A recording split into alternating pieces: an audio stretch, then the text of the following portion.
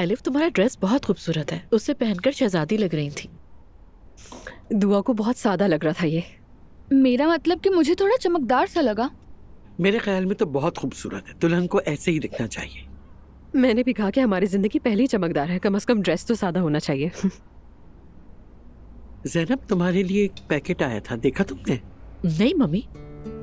ज़ैमल, वो पैकेट सामने ही रखा हुआ है, जरा लाके अपनी अम्मी को तो दिखाओ।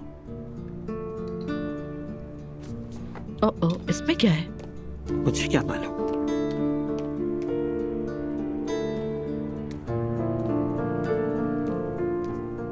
जरा दिखाओ। कुछ मंगवाया था तुमने?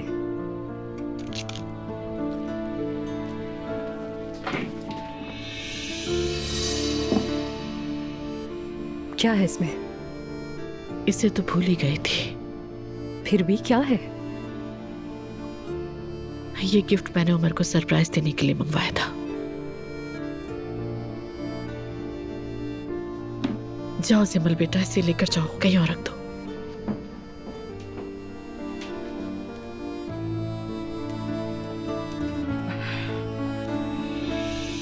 अच्छा ठीक है, अपने प्लान्स का तो बताओ।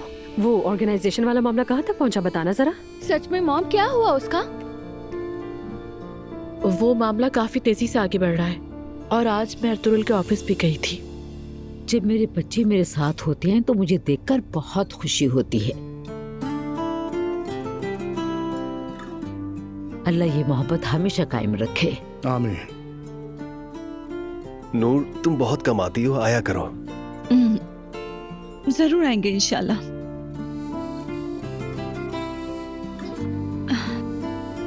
मैं आप सबको एक बात बताना चाहती हूँ। हाय नूर बेटा, कहीं बच्चे की खुशखबरी तो नहीं?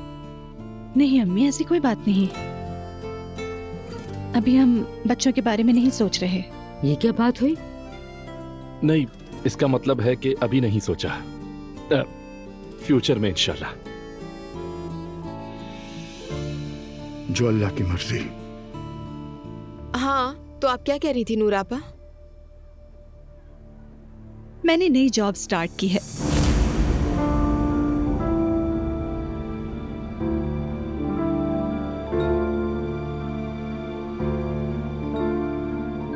रमीज के चैनल पर मैं आर्ट असिस्टेंट के तौर पर काम कर रही हूँ। ये क्या कह रही हो तुम? अम्मी, मैं टीवी पर नहीं आऊंगी। तो असिस्टेंट यानी, थोड़ा समझाएं आप। दरअसल आर्ट डिपार्टमेंट में एक टीम है जो वहाँ सेट डिजाइन करती है। मैं उस टीम को कोऑर्डिनेट करूंगी। मुबारक हो आपा। मैं इस पे बात नहीं करूंगा, अल्लाह करे सब अच्छा हो। दखल अंदाजी नहीं करना चाहता। शुक्रिया बाबा। आज खाला और मैं उनके लिए वेडिंग ड्रेस सेलेक्ट करने गए थे। वाकई में ये तो अच्छी बात है। मैंने उनकी कुछ तस्वीरें ली हैं ड्रेस में, देखिएगा। मुझे भी दिखाओ।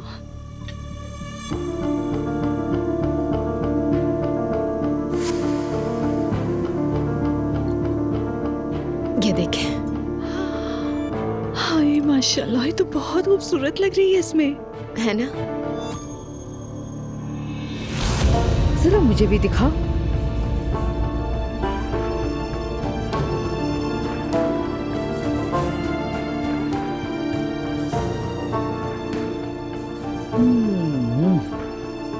अल्लाह बखैर और आफियत इसकी शादी को मुकम्मल करे। आमीन आमीन आमीन आमीन।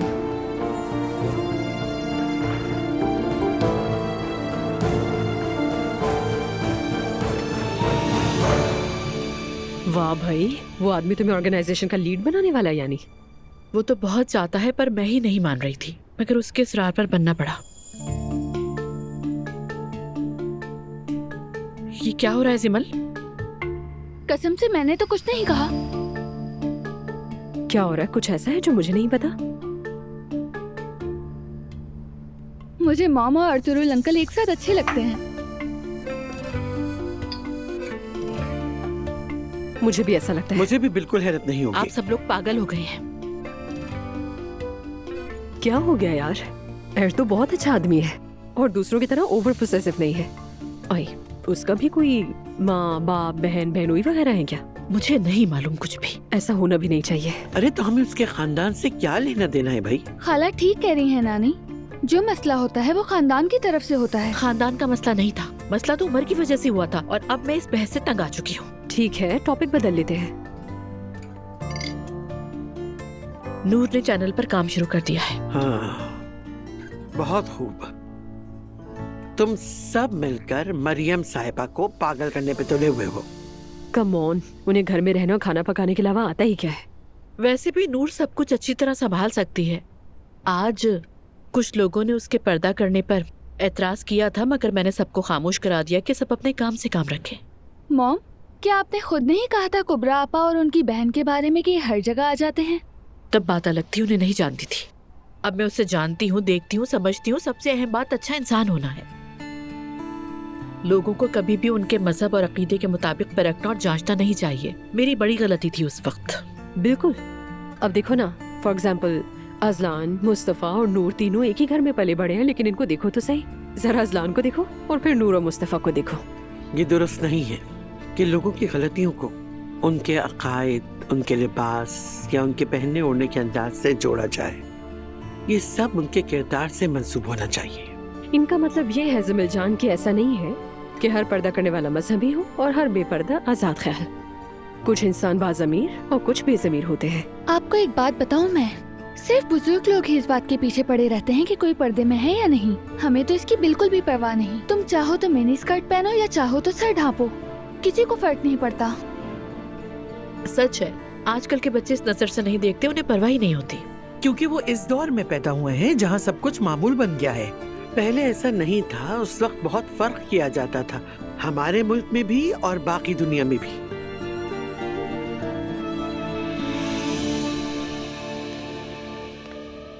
तुमने जो कहा मैंने वही किया।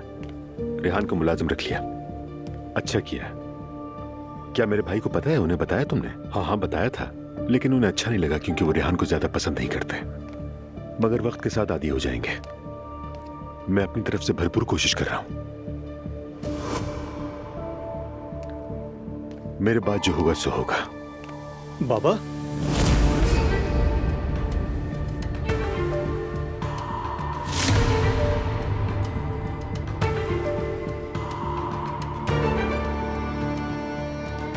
बेटा। बाबा आप क्या कर रहे हैं? क्या आप खुद से बात कर रहे थे?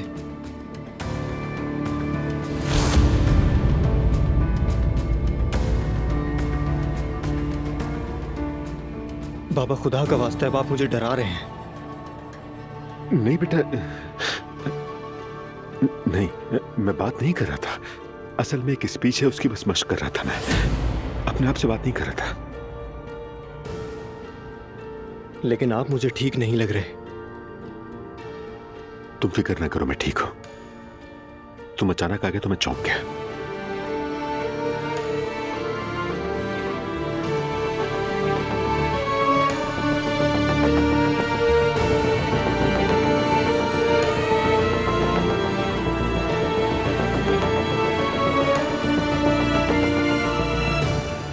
इस बार जॉब का बताना मुश्किल साबित नहीं हुआ।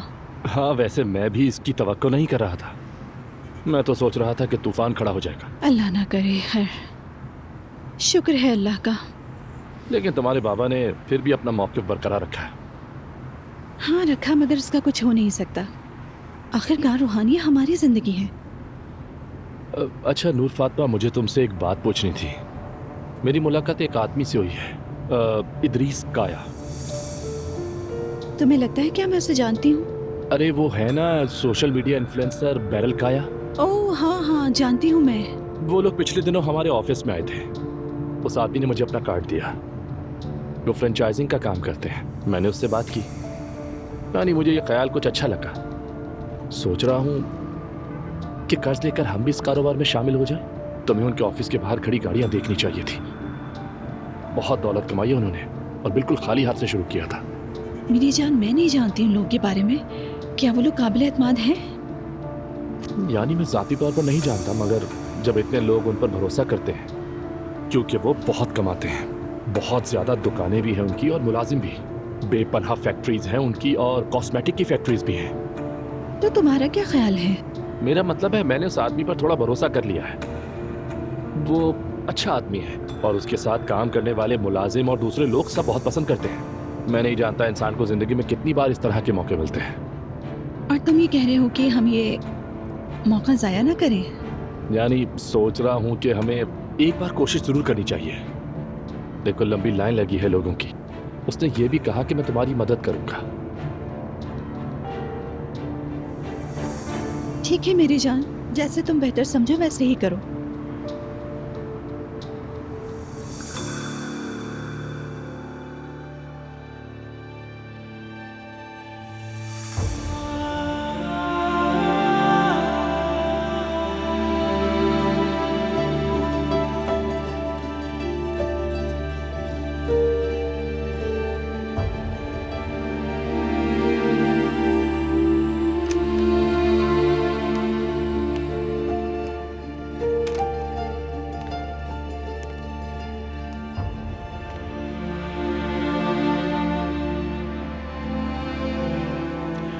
ये क्या हो रहा है मेरे साथ?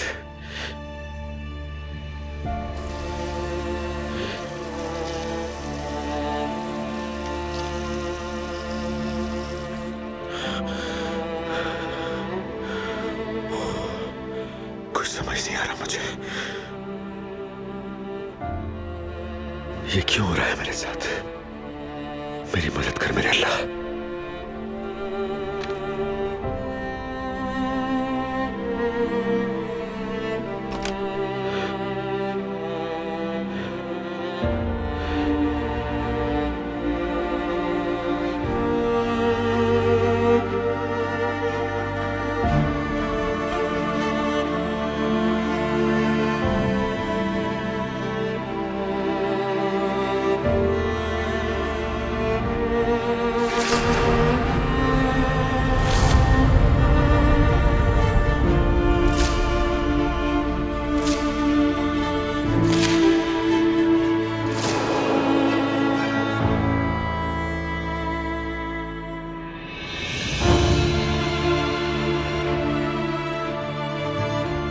या अल्लाह मेरी मदद कर।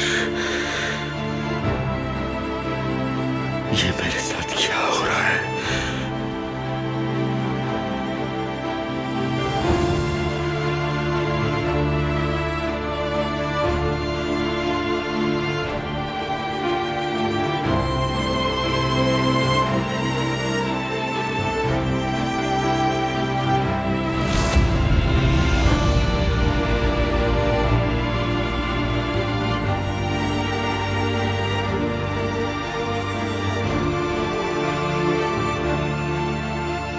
मैं ठीक नहीं हूं। मैं बिल्कुल ठीक नहीं हूं। मेरे अल्लाह मेरी मदद कर।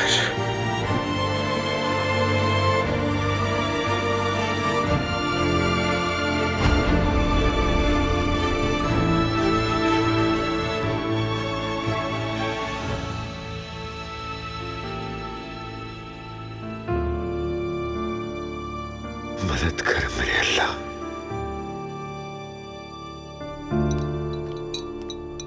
बहुत शुक्रिया।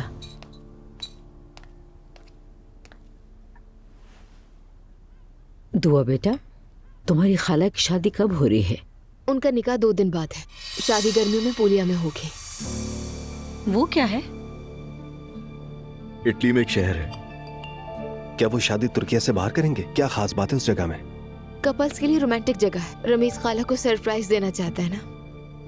उन्हें शादी के फौरन बाद फैमिली को बढ़ाना चाहिए। मुझे ऐसा नहीं लगता और खाला भी ऐसा नहीं चाहती।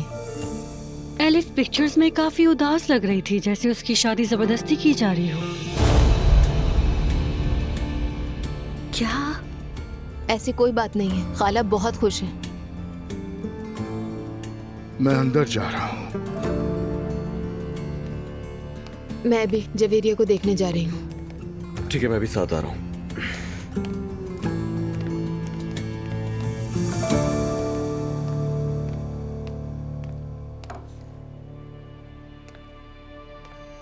ये क्या हो रहा है? क्या मतलब है अम्मी? तुम में से किसने बाबा को नाराज किया है? चलो बताओ मुझे। किसी ने उन्हें नाराज नहीं किया, आप ऐसा क्यों सोच रही हैं? मुस्तफा, क्या मैं अपने शौहर को नहीं जानती? वो 2 दिन से तुम्हारी तरफ देख भी नहीं रहा। बताओ क्या बात है? कुछ भी नहीं हुआ अम्मी। शायद वो अमूमी तौर पे अफसरदा है, यानी कोई ऐसी चीज हो जाती है जिसकी वजह से इंसान अफसरदा हो जाता है। क्या मतलब? अब मैं आपको कैसे समझाऊं? वो कहते हैं ना, समझदार के लिए इशारा ही काफी है। वो काम में भी बहुत मसरूफ है, शायद उसी में कुछ उलझे हुए हों। आपको तो पता ही अम्मी के बाबा कितना ज्यादा काम करते हैं। चलो फिर ठीक है, शायद ऐसा ही हो बेटा।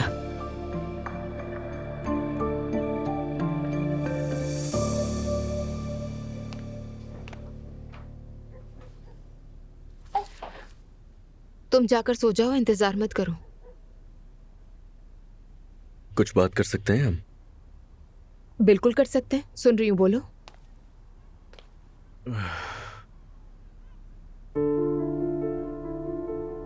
आज से सिर्फ वही करूंगा जो तुम चाहोगी दुआ। मैं समझी नहीं। मैं इन खेलों से बहुत तंग आ चुका हूं दुआ। मैं वाकई चाहता हूं कि एक नई शुरुआत हो।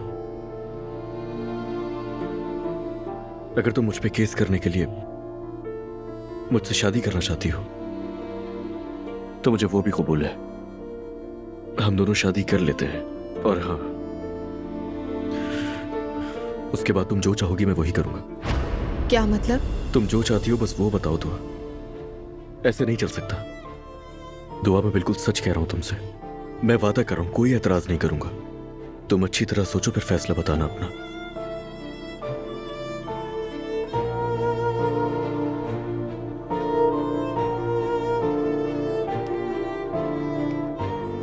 तुम जो फैसला करोगी वो मुझे कबूल होगा। शादी कर लेते हैं।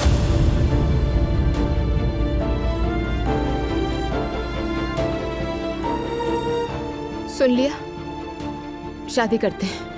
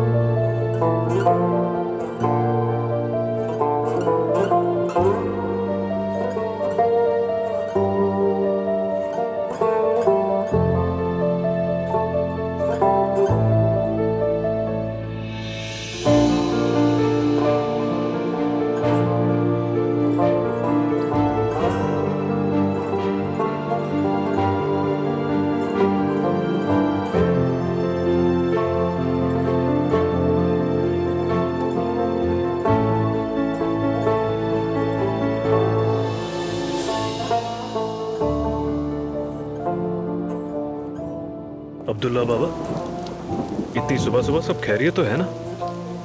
मुझे नींद नहीं आई। क्या मैं चाय ले आऊं आपके लिए? नहीं, रहने दो, बहुत शुक्रिया तुम्हारा। तुम आ कहाँ से रहे हो इस वक्त? बाबा, ये एक लंबी और उदास कहानी है, सुनेंगे तो आपके भी सिर में दर्द होगा, और कुछ नहीं। नहीं, सुनाओ, क्या है? मैं किसी से मोहब्बत करता था और वो भी मुझसे मोहब्बत करती थी, इस तरह जैसे कोई दीवानगी सी थी। उस वक्त हम दोनों जवान थे, जेब में एक पैसा नहीं था, उसके खानदान वाले राजी नहीं थे, तो मैंने उसे घर से भगा लिया और 2 दिन बाद हम पकड़े भी गए। मुझे फौज में भेज दिया गया। फिर क्या हुआ? जब मैं फौज में था तो हमेशा उसी के बारे में सोचता रहता था। दिल में था कि यहाँ से निकलते ही हम एक शानदार सी शादी करेंगे, वो दुल्हन बनेगी। मगर फिर खबर आ गई। कौन सी खबर? वो बेचारी बीमार पड़ गई और फिर 3 महीने बाद ही दुनिया छोड़ गई। आज उसकी बरसी है, अगर घर पर होता तो उसकी कब्र पर जाता, मगर यहाँ हूं तो बस दुआ कर आया हूं। बहुत अफसोस हुआ जुल्कर, अल्लाह उसकी मग़फ़िरत करे। आपका शुक्रिया अब्दुल्ला बाबा। हमारी जिंदगी बहुत छोटी सी है, यानी आदमी को अपनी चाहत के साथ होना चाहिए। बाद में कसम से पछतावे के सिवा कुछ नहीं मिलता। हाँ सही कहा। दरअसल मेरे बाबा भी किसी और से मोहब्बत करते थे, मगर उन्हें मेरी अम्मी से ब्याह दिया गया। बाबा खुश नहीं रहते थे। अम्मी ने घर बचाने के लिए हर मुमकिन कोशिश की, मगर दोनों बदकिस्मत ही रहे। बस ऐसे ही जिंदगी गुजारी। हाँ, खानदान बनाना आसान नहीं होता, मेहनत और कुर्बानी मांगता है। मानता हूँ, लेकिन क्या ये जुल्म नहीं है कि अलग रहकर नाखुश जिंदगी गुजारे? मेरे बाबा हमेशा उस औरत के पास जाना चाहते थे, मगर अम्मी ने कभी उन्हें इजाजत ही नहीं दी। यकीन करें, मेरे बाबा मरते वक्त भी उसी औरत का नाम लेते रहे और फिर दम तोड़ दिया। उसके बाद अम्मी भी इसी गम से चल बसी। मैंने सब कुछ देखकर यही कहा, मैं उनकी तरह नहीं बनना चाहता, इसलिए उसे भगा कर ले गया और खुश होकर ऐसा किया। आज भी मुमकिन होता तो यही करता, मगर मेरे नसीब में नहीं था। शायद यही तकदीर है। ये आसान नहीं जुलकर। मैं हमेशा दुआ करता रहा, कहा ऐ खुदा मेरी जिंदगी ले ले और उसे दे दे, मगर दुआएं कबूल ना हो सकी। अल्लाह तुम पे रहम करे, हर काम अच्छे के लिए होता है। हाँ, लेकिन कभी कभार अच्छे काम भी बहुत दुख देते हैं। किसी ने क्या खूब कहा है, मोहब्बत के लिए मरना चाहिए। मोहब्बत और सिर्फ मोहब्बत। कसम से मैं तो उसके लिए मरने को भी तैयार था, मगर माफ कीजिएगा, मैंने आपको भी परेशान कर दिया। मैं जा रहा हूं काम पर। कोई बात नहीं बेटा, अपने काम पर जाओ।